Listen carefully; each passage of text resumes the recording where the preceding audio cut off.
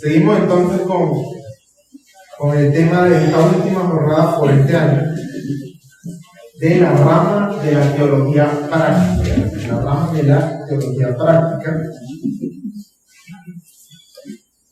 Vimos una excelente introducción de todo lo que abarca la teología. Vimos todo y no profundizamos en todo. Pero hay puntos importantes de la teología práctica. Aquí vamos a sacar los cuchillos, vamos a sacar espadas, vamos al ataque y a defendernos también. El tema es de la iglesia hacia afuera, hacia el mundo, que es el tema de la teología práctica, el cristianismo práctico hacia la sociedad que nos rodea. Aquí ahora vamos a poner en práctica todo lo que conocemos, pero ahora hacia el mundo, hacia afuera, en este aspecto.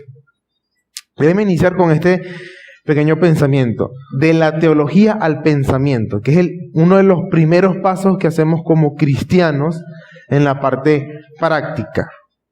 Uno de los primeros pasos, que es de la teología al pensamiento. Ahora, rápidamente, ¿qué es teología de manera no tan práctica para llegar a la parte del pensamiento? Es el estudio consciente de lo que Dios ha dado a conocer de sí mismo y su voluntad, o es el discurso de la revelación de Dios. Eso es teología. ¿Por qué es importante? Hay dos tipos de teología de manera muy general, que es la teología de Dios, llamada arquetípica, es lo que Dios sabe de sí mismo. Es la teología perfecta. Es lo que Dios sabe de sí mismo y de todo. Y esta es la teología, la nuestra, que se llama ectípica. Es decir, lo que nosotros razonamos de lo que Dios nos da, lo que nos entrega. Es decir, es lo que está en los libros, teología sistemática, todo lo que hemos visto. Es la teología que nosotros hacemos. Es un aspecto natural del ser humano, la teología, que se puede desarrollar, como dice R.C. Sproul. En un sentido, todos somos teólogos. Todos tenemos un concepto de Dios, muy bueno, insuficiente o malo, pero todos. ¿Y cuál es el problema? Que cuando no tenemos un muy buen concepto de Dios, vamos a llenar los espacios que no sabemos con cualquier cosa. Y a partir de ahí vamos a razonar. La fe cristiana involucra conocimiento y una respuesta ante ellos, que fue lo que estuvimos viendo en la introducción. El conocimiento y nuestra respuesta. No es solamente lo que aprendemos y ya. Ahora, la teología son los bloques y los planos de construcción de nuestro pensamiento y práctica de vida. Y es interesante porque nosotros pensamos con la teología que tenemos. Incluso el ateo piensa con la teología que tiene. Cualquier persona piensa con la teología que tiene. Sea mucha, sea poca, pero piensa. Entonces vamos a la siguiente pregunta. ¿Qué es el pensamiento? De la teología al pensamiento. ¿Qué es el pensamiento? Es el ejercicio de la mente a partir de información, usando procesos de razonamiento para construir ideas y nuevos pensamientos. Es un proceso de razonamiento y es el ejercicio de la mente. Es lo primero que hacemos como seres humanos y como cristianos, con todo lo que recibimos. Es la primera práctica cristiana que hacemos. Pensamos con la información divina que tenemos. Tenemos un libro y lo primero que leemos en la Biblia es: en el principio creó Dios los cielos y la tierra. Y a partir de ahí pensamos. Eso es teología práctica, pensamos. De hecho, cualquier teología sistemática es, en un sentido, teología práctica.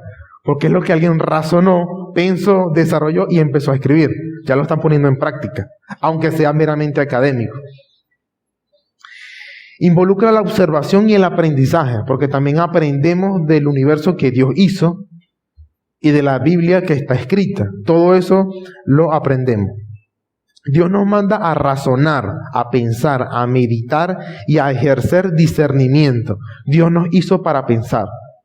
Por medio del profeta Isaías, Dios le dice al pueblo de Israel: venid, razonemos, si vuestros pecados fueren como rojo carmesí. O sea, vamos a pensar.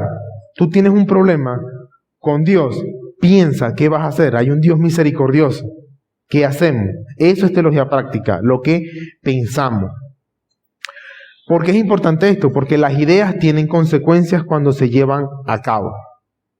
Las ideas tienen consecuencias cuando se llevan a cabo.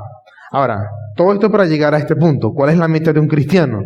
pensar bíblicamente o razonar cristianamente. Eso es poner en práctica lo que uno aprende, todo lo que uno recibe de la Biblia o de la observación. Por eso que no hay nada más, y lo digo con respeto, más hipócrita que decir, no, la doctrina no importa, sino el cómo tú vives. Pues hipócrita porque el cómo vives depende de cómo piensas y qué estás tomando en cuenta. Hasta el que más rechaza, no, la letra mata, esa es una doctrina. Que alguien la razonó para llegar a decir, no estudies mucho la doctrina, porque te va a hacer mal. Eso es una doctrina. Y se enseña también. La teología construye nuestras ideas y creencias. La construye. Vemos en los salmos que Dios es grande, que Dios es misericordioso, y cuando pasamos problemas, eso es lo que nos viene a la mente. Así que es importante lo que nosotros aprendemos de teología, porque eso es lo que nos va a ayudar a pensar. La teología guía nuestro pensamiento. A veces parecemos cristianos en la iglesia, pero ateos en la vida diaria, en la práctica, porque no esperamos que Dios esté allí. Oramos, Señor, que se haga tu voluntad, y cuando queremos hacer algo, lo queremos hacer nosotros, sin esperar nada. Bueno, eso es la práctica. ¿Cómo ponemos en práctica lo que aprendemos de Dios? Y eso es primero con la mente. La primera práctica cristiana empieza en la mente. ¿Qué estamos pensando? ¿Por qué pensamos lo que pensamos? El tipo de teología con que pensamos determina el cómo vivimos. Así de simple. El tipo de teología que pensamos determina el cómo vivimos. Muchas iglesias tienen esta doctrina. No importa tanto la doctrina, sino tu comunión con Dios. Bueno, ¿y cómo es tu comunión con Dios? Cuando uno pregunta, la respuesta que le dan es doctrina. La respuesta que le den cuando uno hace la pregunta, ¿y cómo debemos vivir? Es doctrina, que después se lleva a la práctica. Porque hay personas que vamos a hacer una reunión aquí para declarar prosperidad y ese tipo de cosas. Cero doctrina, vamos a declarar. Bueno, esa práctica se basa en una doctrina. En qué es lo que saben de Dios y por eso lo llevan a cabo. No te pongas a estudiar tanto, es mejor vivir tu vida. Bueno, ¿por qué? Cuando uno le pregunta el por qué, te van a responder con una doctrina, con su doctrina. Entonces, el tipo de teología, con lo que pensamos, determina el cómo vivimos. ¿Por qué para algunas personas? No, tienes que poner aceite en tu casa, en el marco, todas las mañanas para bendecirlo. ¿Por qué? Porque hay una doctrina que le enseña eso. Entonces, la primera práctica cristiana comienza en la mente. Y es importante que nosotros pensemos por qué pensamos lo que pensamos y cómo pensamos lo que pensamos. Porque toda nuestra vida empieza con el pensamiento. Entonces la teología práctica involucra el por qué piensas. Por eso es importante la base, la teología, que enseña Dios. Porque eso va a determinar cómo vivimos. Hay tres formas en las que la teología se pone en práctica hacia afuera, que es el entendimiento del mundo que nos rodea, la defensa de la fe y el anuncio del evangelio. Así lo ponemos en práctica, de la iglesia hacia afuera, como cristianos hacia afuera. ¿Cómo entendemos el mundo? La defensa de la fe y el anuncio del evangelio. Y este tema del pensar bíblicamente involucra eso. Porque a Jesús en muchas ocasiones lo trataron de engañar, haciéndolo razonar de otra forma, de cualquier otra forma. Cuando a Jesús le llegan en una ocasión, diciendo, tenemos un caso, una mujer, lo están poniendo a pensar. Tenemos una mujer, se casó con alguien y este hombre murió. La ley dice que su hermano no le concibió hijos, su hermano se tiene que casar con esa persona. Okay. Y él murió también, no le dio hijos. Fíjense que lo están poniendo a pensar para que caiga. Y tuvo a su hermano y cayó. También, tampoco tuvo hijos, murió. Pasaron 7 hombres. En lo que tú supuestamente crees que hay una resurrección, ¿de quién va a ser el marido de ella? Hermano, si Jesús respondía según su propio razonamiento, iba a perder. No importa. Si hubiese dicho con los 7, entonces fornicó con todos, una adúltera con todos. Si hubiese hecho con ninguno, entonces también fornicó con todos, porque ninguno es su esposo. ¿Qué le dijo Jesús? No que su razonamiento estaba en general malo, sino las premisas con las que pensaba están mal. Erráis. Porque no conocen la Escritura. Y después que su forma de pensar está mal, porque están tomando parámetros malos. En la resurrección ni se casarán ni se darán en casamiento. El matrimonio es lo que refleja aquí en la tierra hacia Dios, no en toda la eternidad. Nosotros podemos pensar así. Nosotros podemos razonar así. El diablo, donde primero ataca es por la mente. Cuando le llegó a Eva, cuando se acercó, la primera tentación es cómo funcionan todas. ¿Es verdad que no puedes comer del fruto? ¿De ninguno? No, le responde ella. No, de este fruto ni lo podemos ver, ni tocar. Y le construye una explicación de por qué está ese árbol. Eso fue lo que le hizo Satanás, construirle un pensamiento. Dios sabe, eso no lo sabes tú, pero Dios sabe que el día que de él comas, o sea, cuando le dice Dios sabe, esto te lo está ocultando Dios. Porque si comes de ese árbol, seréis como Dios. Le explicó cómo funciona ese árbol, por qué está allí. ¿Y qué hizo Eva? Se tragó la primera mentira. Después de que le creyó, vio el fruto como codiciable. Pero ¿dónde cayó Eva primero? Por su pensamiento. Entonces, esa es la meta de la teología práctica, es de todo lo que sabemos, ahora, ¿cómo vamos a pensar? Como cristianos, ¿cómo vamos a pensar?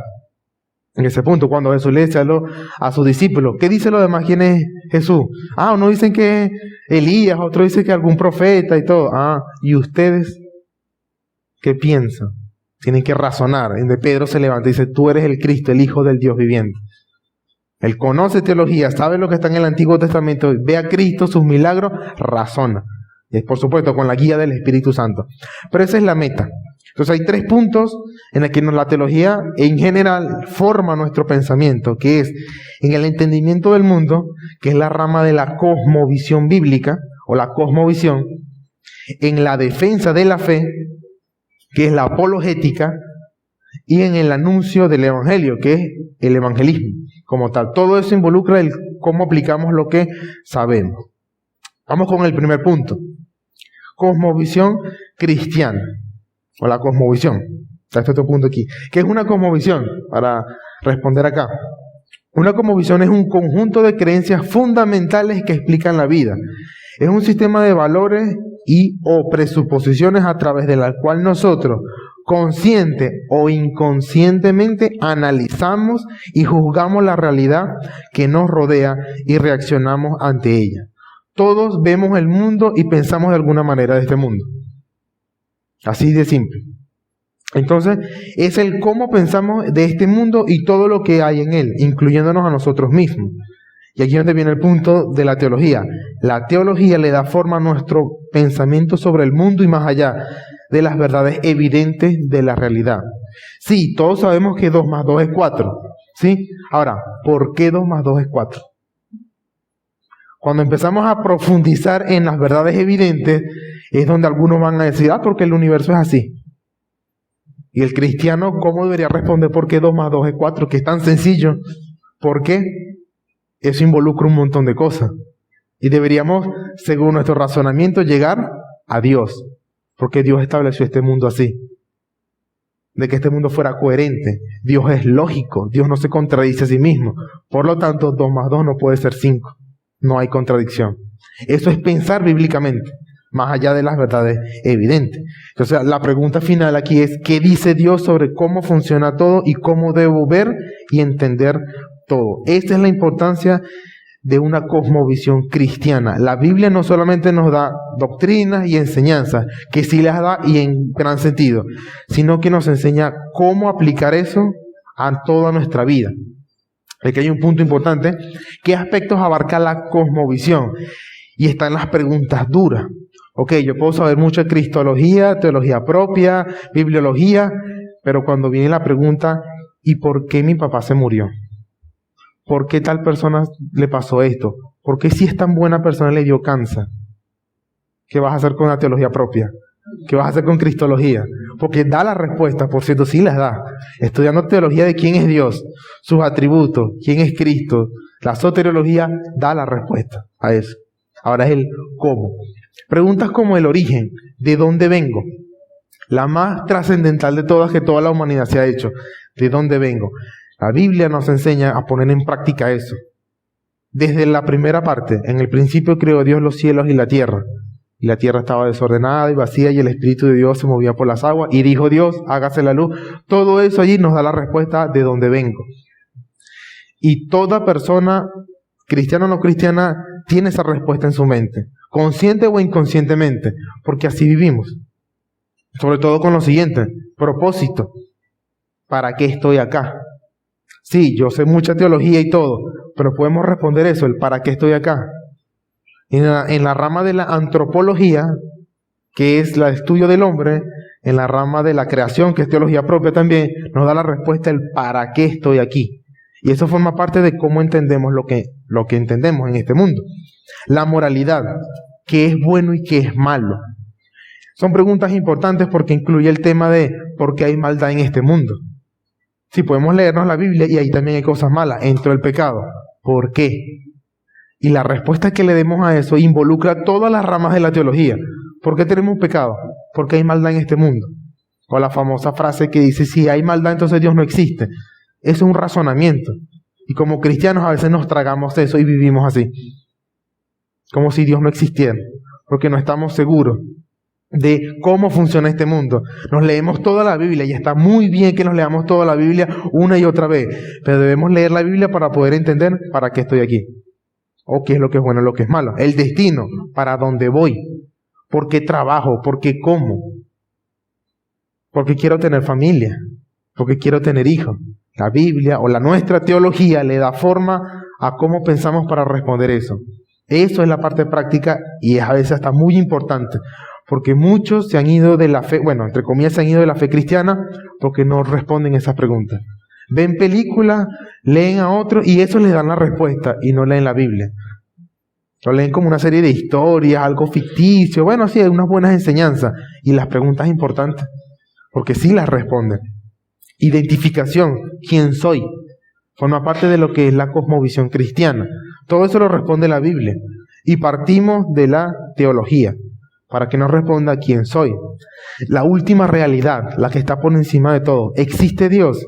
Y si existe, ¿cómo es? Podemos leer toda la Biblia y podemos responder a eso. ¿Existe Dios? Porque muchos son muy activos en la iglesia cuando llegan y vamos a hacer actividad y todo, hasta que dejan de ir para la iglesia. ¿Por qué será? Llegan a la universidad. Hasta ahí les llegó. ¿Dónde está la educación cristiana? Porque eso es donde se pone en práctica. Todas las cosas que leemos en la Biblia las tenemos que poner en práctica cuando nos enfermamos, cuando se nos muere un familiar, cuando nos botan del trabajo, cuando no tenemos nada. Ahí es ¿qué sabes tú de la Biblia para afrontar ese tipo de cosas? Incluso cosas fuertes entre las divisiones en la familia y cosas. ¿Cómo respondemos a eso? Ahí es donde aplicamos todo eso. La epistemología, o cómo sabemos lo que sabemos, qué es conocible, cómo sé lo que sé, porque puedo leer, porque puedo entender, porque puedo ver, o lo que estoy viendo es real o no, ese tipo de cosas. O la axiología, el tema de los valores, cómo debo vivir, bajo qué reglas, muy relacionada a la moralidad, bajo qué reglas, ¿por qué matar es malo? Si se supone que todos venimos de un proceso evolutivo, de la supervivencia del más fuerte, ¿cuál es el problema de que un conjunto de átomos formados se desintegre en otro conjunto de átomos en el piso? ¿Cuál es el problema? De hecho, es tan importante así que el famoso asesino de hace años que salió hace poco en una serie, del que tienen conocimiento muchos por la serie, cuando lo arrestaron, que estaba preso, él se convierte y le hicieron una pregunta a él de por qué, si él sentía remordimiento cuando mataba o no. ¿Y sabe qué respuesta dio él? Que él no sentía remordimiento.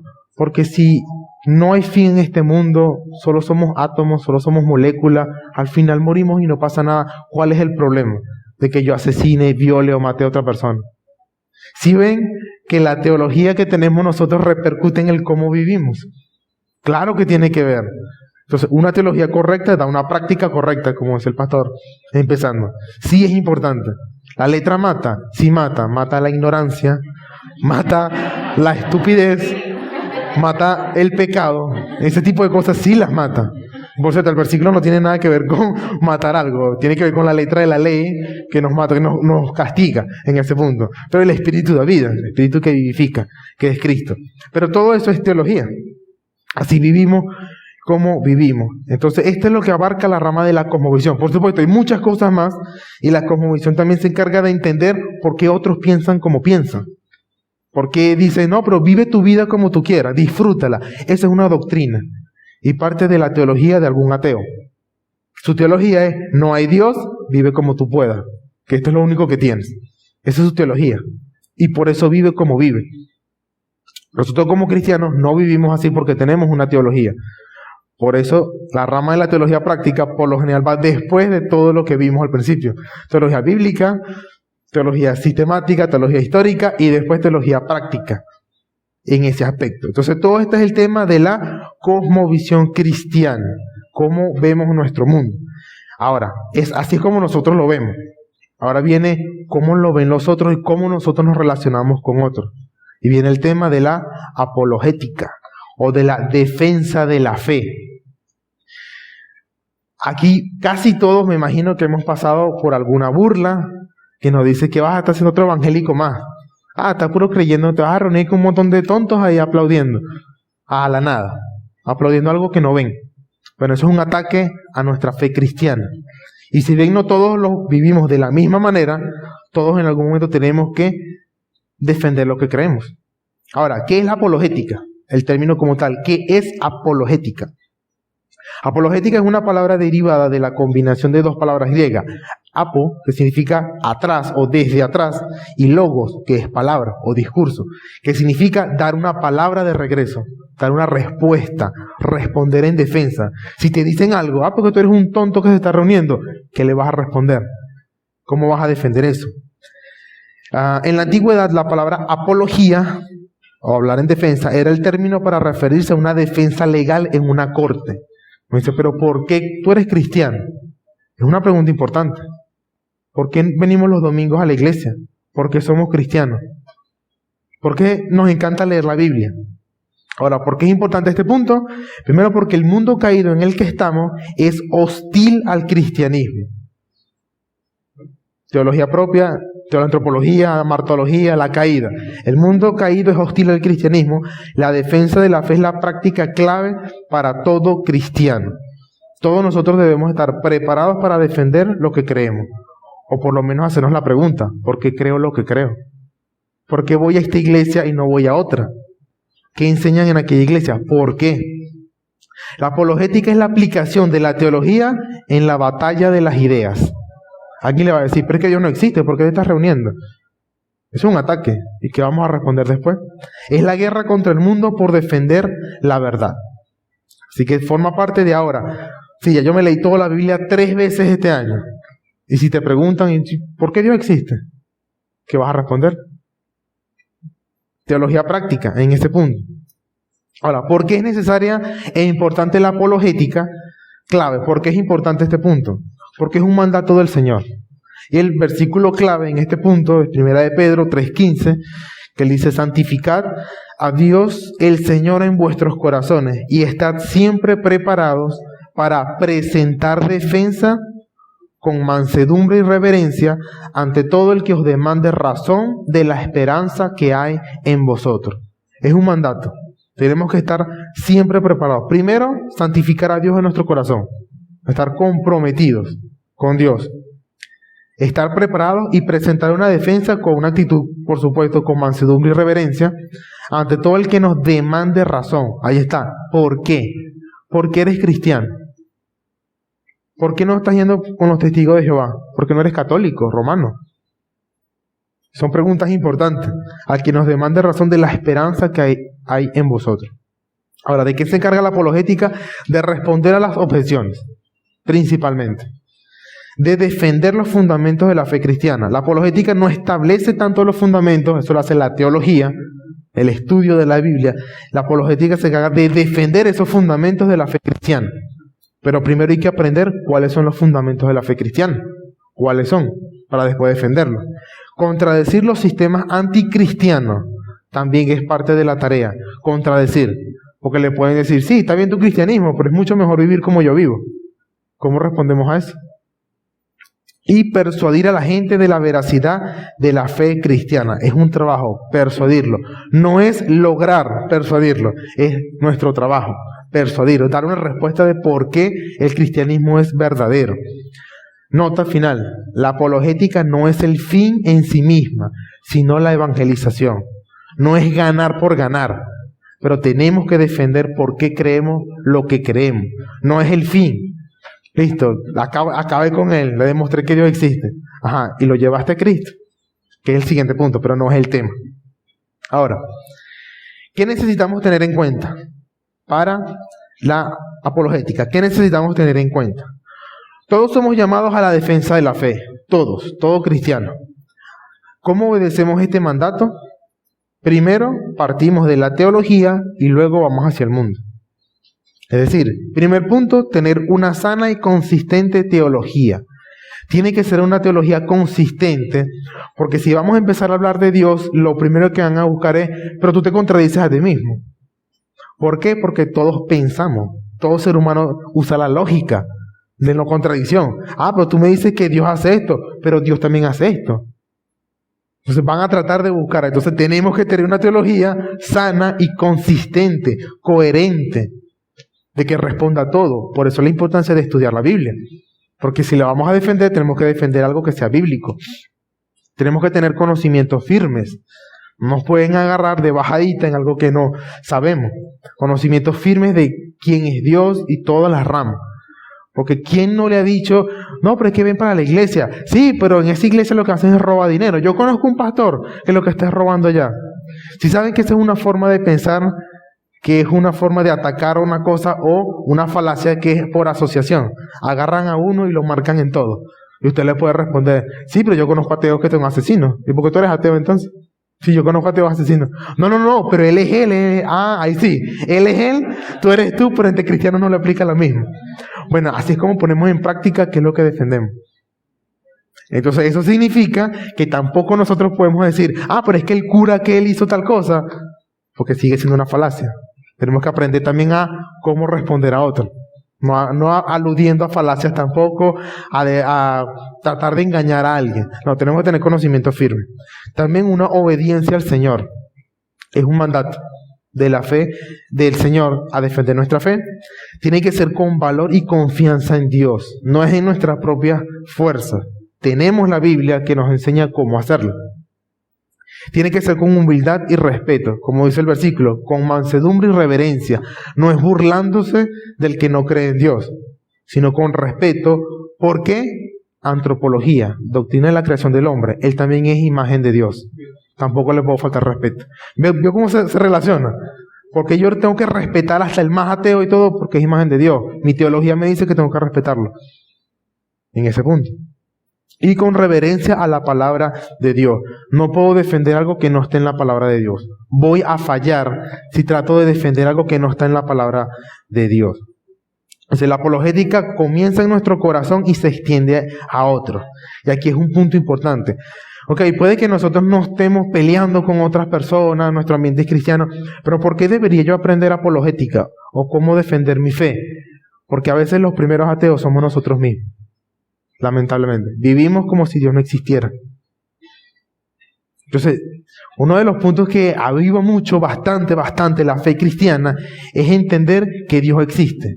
Porque hermano, cuando usted está seguro que Dios existe, se da cuenta de que Dios existe. Y que Él juzga, Él está bien, Él es omnipotente, omnipresente, y todo lo que hace, Dios está allí. Porque estoy seguro que Dios existe. Eso es seguro.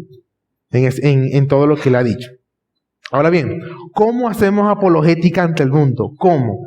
Y aquí va a ser un espacio bastante general porque hay muchísimas técnicas, muchísimos argumentos, pero por lo menos para que tengan una guía. ¿Cómo hacemos apologética? Y hay 3 cuadros, que no se ve el color, pero se va a ver el color. 3 formas, por así decirlo, 3 ramas en las que los cristianos han hecho apologética.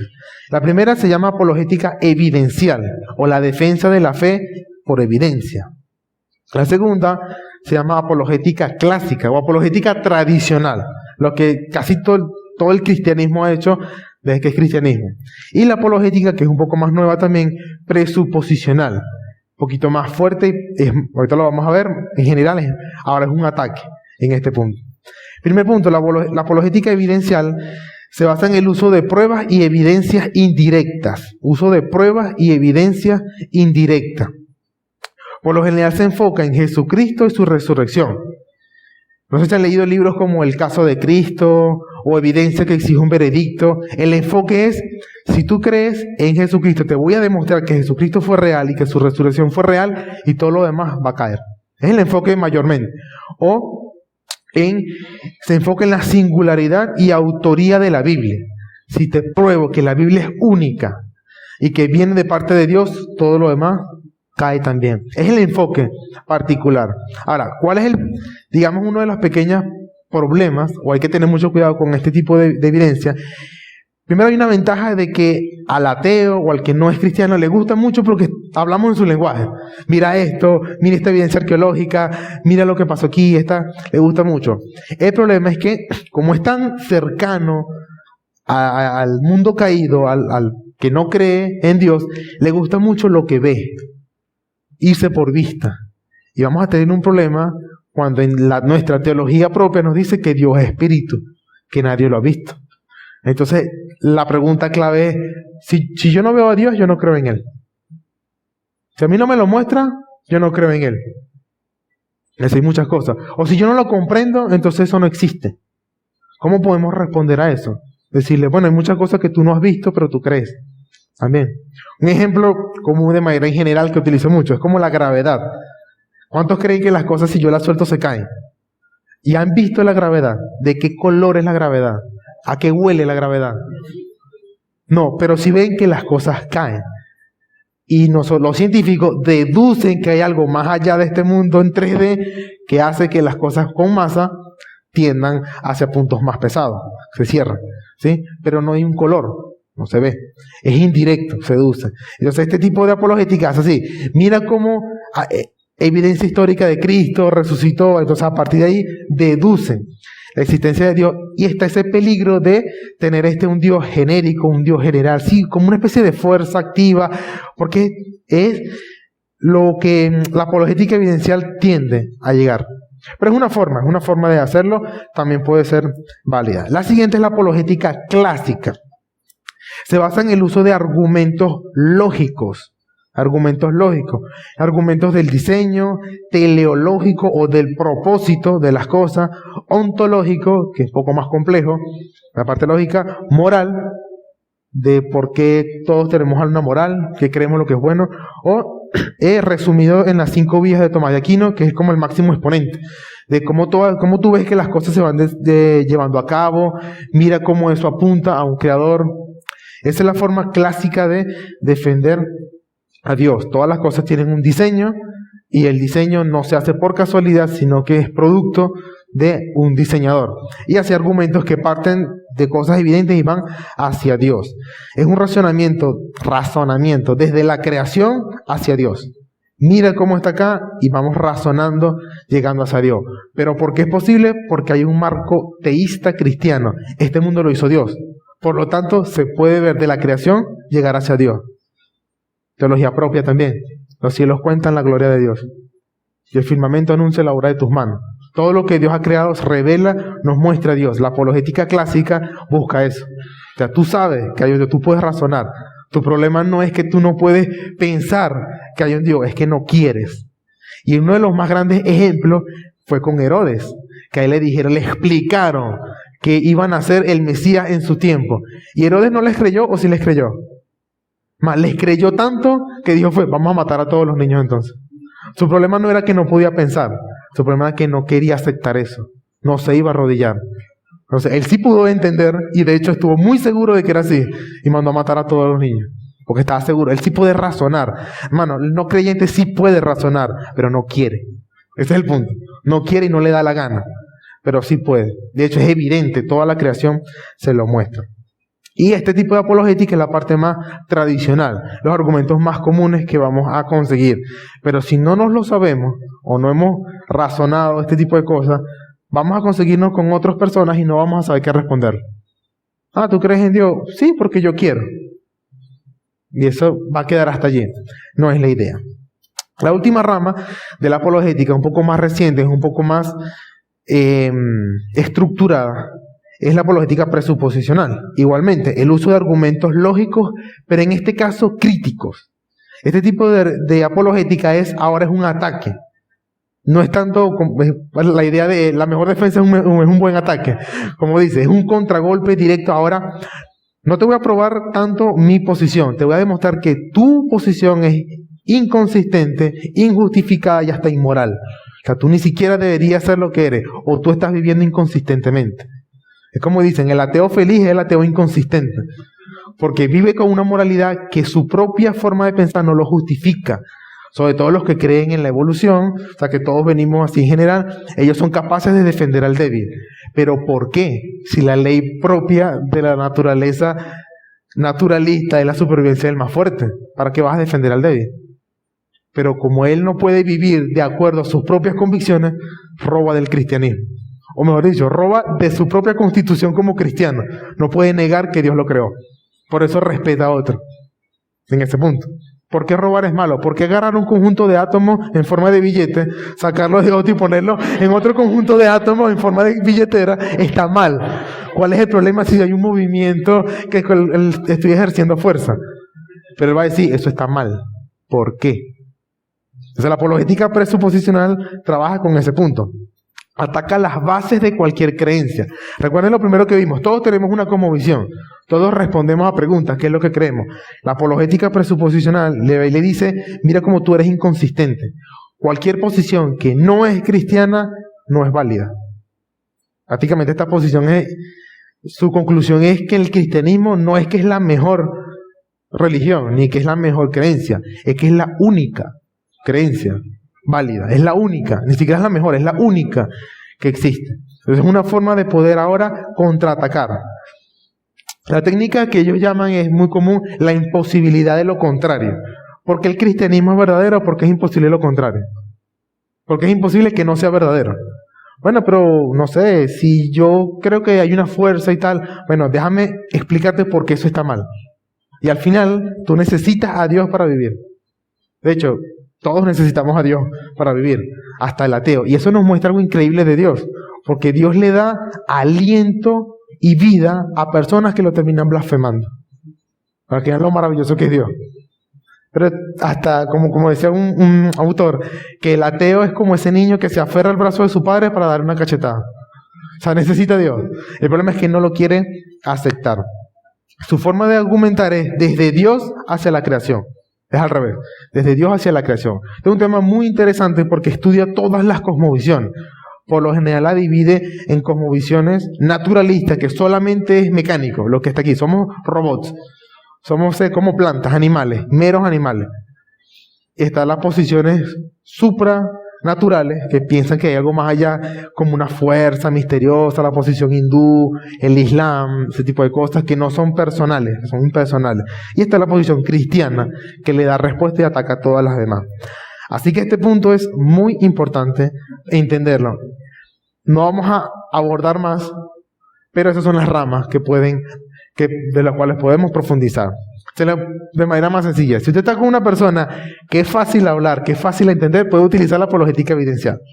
Pero cree en Cristo. No, pero mira, si hay evidencia histórica, si no quiere entender, este tipo de cosas. Si una persona un poquito tosca y no quiere, puede pasar a la apologética clásica. No, si hay argumentos. A partir del diseño, a partir del propósito que tienen las cosas, de la perfección de las cosas que hay en este mundo, del sentido moral, sí se puede llegar. Y si usted se consigue una persona que no quiere nada, pero que no le interesa, pero es que no. Ahora, no defienda tanto el cristianismo que él no quiere. Ahora ataque sus propias creencias. Demuéstrele que por qué él es inconsistente como vive. Porque su forma de ver en realidad, él no vive como dice o como él cree que quiere vivir. No vive así. Ni el ateo vive como ateo. No puede vivir como ateo. Porque aún así siente compasión, algo que no lo justifica su propia visión del mundo. Siente amor por otro que tampoco lo puede defender, pero igual lo hace. Porque no puede negar que es criatura de Dios. Entonces, diferentes formas. Pero como les comentaba, la apologética es poner en práctica lo que sabemos ante el mundo. ¿Ok? Pero ¿por qué crees lo que crees? Bueno, en el principio creó Dios los cielos y la tierra, y empiezo ya cuando ya por Génesis 49 la persona se le va a aburrir. No, málate aquí. De 2 horas leyéndome la Biblia acá. No, hay que poner en práctica, ¿ok? De todo lo que dice la Biblia, los salmos, los proverbios, las profecías, ahora déjame explicártelo con otras palabras que tú puedas entender. Eso es poner en práctica la fe cristiana. Eso nos lleva ahora a la meta de la apologética, que es el evangelismo, proclamar la fe. La apologética es una herramienta, no es el mero hecho, te gané, viste que eres un ateo tonto, ya, te gané, te voy, hasta luego. No, eso no es el punto. Por supuesto, cualquier persona que no es cristiana, no tiene una visión, es inconsistente y no está viviendo como debe vivir, o como dice que debe vivir. Pero no es el punto, sino proclamar la fe. Ahora, ¿qué es el evangelio? Primera pregunta. Nuevamente, ¿qué es el evangelio? En el principio creó Dios los cielos y la tierra. No voy a leer toda la Biblia. Ahora tengo que razonar, tengo que resumir todo eso. Tengo que masticárselo, tengo que proponérselo en ideas que le entiendan. Es el anuncio público de la buena noticia de la salvación de Jesús. O en otras palabras, es la explicación al pecador del camino de salvación en Cristo. Bueno, toda la Biblia nos ayuda a poder resumir y condensar todo en un anuncio. Pero hay que saber toda la Biblia. Porque normalmente el evangelio que predicamos depende de la teología que tenemos. ¿Por qué crees que existe el evangelio de la prosperidad? Es que Dios quiere que tú seas sano y que tengas mucho dinero. Esa es una doctrina, parte de una doctrina. Así que ellos no son tampoco consistentes con lo de la letra mata. No estoy estudiando mucha doctrina, porque lo que ellos proclaman a otro parte de una doctrina. Entonces, ¿qué es el evangelismo? Si el evangelio es una noticia, ¿qué es el evangelismo? Es la práctica llevada a cabo de anunciar, explicar y convencer al pecador de su necesidad y del camino del evangelio en Jesucristo. Eso es evangelismo, pero no se queda allí. También es la vida privada y pública del cristiano ante el mundo que expone su esperanza de vida al mundo para que crea y siga el mismo camino. Es tanto lo que decimos como lo que vivimos. Todo eso es evangelismo. Porque la gente nos ve. La gente nos ve. Porque la gente tiene la lógica en su mente. Y él, cuando ve una persona decir una cosa, pero vive otra, ¿qué le dice su razonamiento? Eso no es así entonces. Pero él dice una cosa y ve cómo vive. ¿O a cuántos no les han pasado que les han dicho la famosa frase, ¿y eso que es cristiano? ¿A cuántos les han dicho eso? ¿Y eso que es evangélico? ¿Y eso que es cristiano? Porque ellos saben lo que es la coherencia. La coherencia. Y eso lo que demuestra es que ellos saben cómo debe vivir una persona. Solo que ellos no la viven, pero se lo están jugando a otro. Y esa es una forma de acusarlos también de vuelta. Ah, pero tú sabes cómo se debe vivir. Apologética presuposicional, por así decirlo. Lo ataca por debajo, lo agarra por debajo. Por la misma forma que en la que nos critica. Pero eso también es una forma de llamar la atención. Si nos dicen mucho, ¿y eso qué es evangélico? Me entero que eres cristiano ahorita. Eso dice mucho de cómo estamos viviendo nuestra vida cristiana. Entonces, ¿por qué debemos evangelizar? ¿Qué es llevar a cabo todo esto? ¿Por qué? Primero porque Dios lo ordena como medio para avanzar el reino de Dios. Así es como se avanza el reino de Dios. Por el evangelismo, por predicar el evangelio. Mateo 28, 19 al 20. Por tanto, id y haced discípulos a todas las naciones, bautizándolos en el nombre del Padre, del Hijo y del Espíritu Santo, enseñándoles que guarden todas las cosas que os he mandado. Y aquí yo estoy con vosotros todos los días hasta el fin del mundo. Nuevamente, enseñándoles a que guarden. ¿A guardar qué? Teología. Teología en forma de enseñanza, de instrucción, pero es teología. El evangelio es teología de la salvación. Pero es así. Porque es esencial de la vida práctica cristiana. Primera de Pedro 2:9 dice, mas vosotros sois linaje escogido, real sacerdocio, nación santa, pueblo adquirido por Dios, para que anunciéis las virtudes de aquel que os llamó de las tinieblas a su luz admirable. Forma parte de nuestra vida. Nosotros también hablamos con nuestras palabras, con nuestras acciones. Y eso lo tenemos que llevar a la práctica.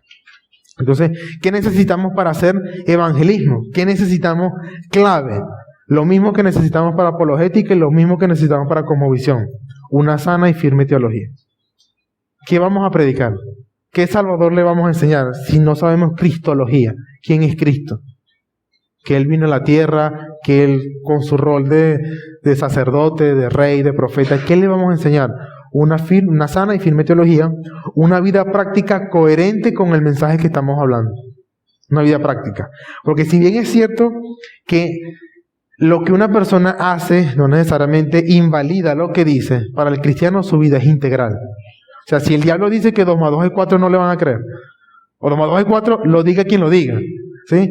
Cristo vino a salvar pecadores, lo diga un ateo, no. Pero en el cristianismo, su vida tiene que ser consistente con lo que dice, necesariamente, tiene que ser consistente. Y una preocupación sincera por el prójimo, una preocupación sincera. Mano, esas personas se van a ir al infierno, se van a pudrir en el infierno si no les predicamos. Así de simple. ¿Cómo y de qué forma hacemos evangelismo? ¿Cómo? Hay de muchas formas. Por conversaciones, ya sean privadas, ya sean en público, actividades especiales también es una forma, en público o en las calles, como lo prefieran. En la predicación en la iglesia también se predica el evangelio. Nos recordamos a nosotros mismos cómo vivir como cristianos. Debemos tener una cultura de evangelismo, ser un testimonio viviente del evangelio, principalmente, porque así vamos a aprovechar cualquier momento, cualquier conversación que tengamos. A algunos les gustará más pararse en público, otros en actividades especiales, y está muy bien, pero también el cómo vivimos, cómo nos ven. He conocido hermanos que han tenido testimonios muy bonitos, que su madre, nada que ver con el evangelio, pero nada, pero como sabe que tiene que honrar a su padre y a su madre, teología, honró a su padre y a su madre en la peor situación, y con eso le dio la oportunidad de poder predicarle, de poder hablarle, y empezó a ir para la iglesia. Empezó a ver que los cristianos sí viven lo que dicen, pero empezó siendo fiel al Señor. Hay muchas maneras, muchas maneras. Pregunta final: ¿qué mensaje se entrega cuando hacemos evangelismo? ¿Qué mensaje se entrega? Otra vez, en el principio creó Dios los cielos, toda la Biblia. No, hay que resumir toda la historia. Recuerden que en la primera jornada vimos una historia, un cuento, toda una historia. Empieza con la creación, hay una caída, hay un pueblo una familia con Abraham, se forma un pueblo, se profetiza un Mesías, este pueblo lo destruyen los persas, los babilónicos, viene Cristo bajo el Imperio Romano. Es una historia. Y después encomienda a 12 apóstoles y están allá. De toda esa historia sale la sistematización. Ahora, ¿quién nos enseña esa historia? Nos enseña de Dios, teología propia, cristología, soteriología. Empezamos a armar. Ok. Y ahora, ¿qué le vamos a decir a otro? Entonces, ¿qué mensaje se entrega? No vamos a leer toda la Biblia de Génesis hasta Apocalipsis. No se la vamos a leer, pero necesitamos entenderla. Tener todo eso, porque es lo que vamos a resumir. Y esa es la práctica de resumir todas esas ideas. ¿Qué puntos se tienen que hablar en un mensaje para decir que se hizo evangelismo? Primero, de Dios, su creación y su gobierno. Hay que hablar de eso. No le puedes prometer un Salvador sin decirle que hay un Dios, su creación, y que hay un gobierno. Del hombre, su condición y su condición espiritual caída. Nuevamente, ¿cómo sabemos que hay hombre y que hay una condición espiritual caída? Porque lo leímos en Génesis. Teología bíblica, sabemos que hay una caída. Y después de toda esa historia, la estructuramos en la doctrina del pecado, amartología. Y eso es lo que le vamos ahora a explicar de manera sencilla. Mira tu condición en la que está. Del justo juicio divino debido al pecado. Teología propia. ¿Quién es Dios? Es como todo se relaciona. Al final, no, es mejor predicar el evangelio que estar estudiando doctrina. ¿Y cómo? O sea, ¿cómo vas a predicar algo que no sabes? Es imposible. Entonces, del justo juicio divino debido al pecado, del pago de ese juicio divino por Jesucristo. Ahora entramos a la soteriología y cristología. ¿Qué hizo Cristo? Nuevamente, ahora se los vamos a explicar de manera más sencilla. Del camino que Jesús ofrece en Él. Porque sí, hay un camino que Jesús ofrece. Aquí es donde, como cristianos reformados, a veces nos tratamos de alejar de esa posición de vengan todos, que hay un ofrecimiento para todo el mundo. A veces nos volvemos reformados y cuando entendemos correctamente la doctrina de la predestinación y de la elección, que sí es bíblica, creemos que no tiene nada que ver con el evangelismo. Y resulta que es la base del evangelismo. Porque aunque Dios sí predestina, sí elige, Él también elige los medios, el cómo. Ellos no van a llegar solo en la mañana. ¡Ay, me dice cristiano! Ya entendí todo. No, hay un llamado. Y es lo que se llama la libre oferta del evangelio. Porque Dios se lo ofrece a todos. Sí, es un ofrecimiento a todos. Tienen que arrepentirse. Y es lo que tenemos que hablar con otros. Usted se tiene que arrepentir. Pero si es predestinado o no, eso no es problema de nosotros. Eso no es asunto de nosotros. Eso es asunto de Dios. Eso es asunto de Dios. Nuestro trabajo es decirle, usted necesita arrepentirse. Ahora, ¿dónde encaja todo eso en la cadena de oro de la salvación? Que está la elección, está Sí, el llamado eficaz o el llamamiento eficaz. En ese llamamiento eficaz están los dos llamamientos. El llamamiento interno que hace el Espíritu y el llamamiento externo que lo hacemos nosotros. El Espíritu Santo, como dice Martín Lutero, agarra las palabras del oído y se las aplica al corazón. Pero nosotros tenemos que hablarlo. Una persona puede no saber nada y yo decirle, usted está en una condición mala, hay un Dios que está por encima de todo. Por lo general, en el primer punto tenemos que hacer apologética. Por lo general, si la persona no cree, defender porque hay un Dios. Después explicarle al hombre su condición. Y son palabras de nosotros. Nosotros no podemos convertir a nadie. Pero esas palabras las agarra el Espíritu Santo y se las aplica en su corazón. Se las imprime, se las enseña, se las sella en su corazón. Ese es el llamamiento interno. Eso está dentro de la cadena de oro de la salvación. Enseñarles que necesita arrepentirse de sus pecados, de la fe y la obra perfecta de Cristo Jesús, que necesita creer que Cristo sí pagó por los pecados y que lo está ofreciendo, por supuesto, de la esperanza de la salvación en Cristo y de la gracia y la bondad para el creyente. Ojo, gracia y bondad para el creyente, porque a veces es muy bonito predicar del amor de Dios y de la gracia, sí, pero eso es para creyentes. No, es que Dios te ama y por eso, ya va, es que hay un plan maravilloso para ti, ya va. Sí hay una gracia, sí hay una esperanza, pero para el que cree. Para el que no cree, está bajo condenación. Y esa es la urgencia. Sí le podemos predicar el amor de Dios, sí, pero necesita arrepentirse para recibir ese amor. Claro que sí hay un amor, claro que sí hay una gracia divina. Entonces, así es como nosotros ponemos en práctica la teología hacia el mundo. Primero, ¿cómo entendemos el mundo? ¿Por qué hacemos lo que hacemos? Nos ayudamos a nosotros mismos también. La apologética, ¿por qué creemos lo que creemos? Y nos hacemos apologética a nosotros mismos, principalmente. Y también la proclamación del Evangelio, porque necesita creer, porque necesita escuchar. Entonces, así es como lo hacemos la iglesia hacia afuera. Amén. Amén.